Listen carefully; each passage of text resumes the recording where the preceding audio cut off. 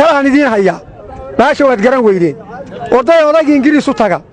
meeshii aadna siisay waa nala ka qaaday ku dhaha xadku maaha meel dhow dhayal maaha yoocadu dheeldheel wax lagu tagay dhayal maaha yoocadu xadku maaha meel dhow wiilashaa dhulbaantiya warsangeliga dhinac yaldadis dhibay may aha daarada dhammaantiina waa soo dhaqaaqeen bismillaahi raxmaani raxiim anoo caaqil faarax boodeeye waxaan joogaa argadii xorriyadda la baxday xorriyadda SSC la baxday ayaan joogaa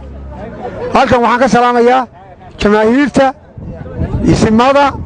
haddii guddida 3 daarood dhammaantii dadka walaalaha ee halkaa isugu yimi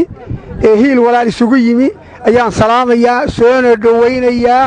waana tii loo wada dhashay waxa weeye gabay baan waxaan ku maqal jiray anigoo yar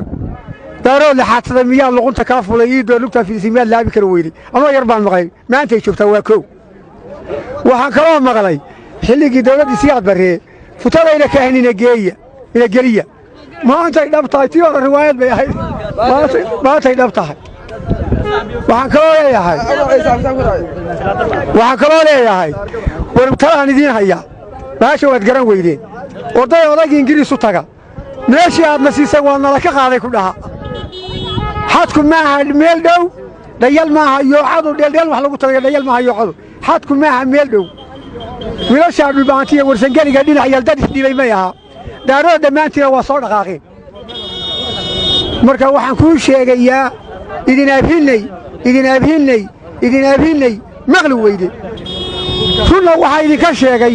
ragga yidhi wallaahi xabad ninka yidhi aad baan u salaamayaa ninka yidhi wallaahi daarood hadduu yimaado xabad nacnacaynu noqonayno waa dhab war walaalayaal dhiiggiinna ma rabno oo dadkiinna ma rabno oo ciiddiinna ma rabno oo dad islaamaannu nahay oday naga tabaashahaad haddaad tagi waydaan wallaahi sida canjeeladaa laydiin cunaya wallaahi dhulka baa laydiin cunaya sidaasaan idinku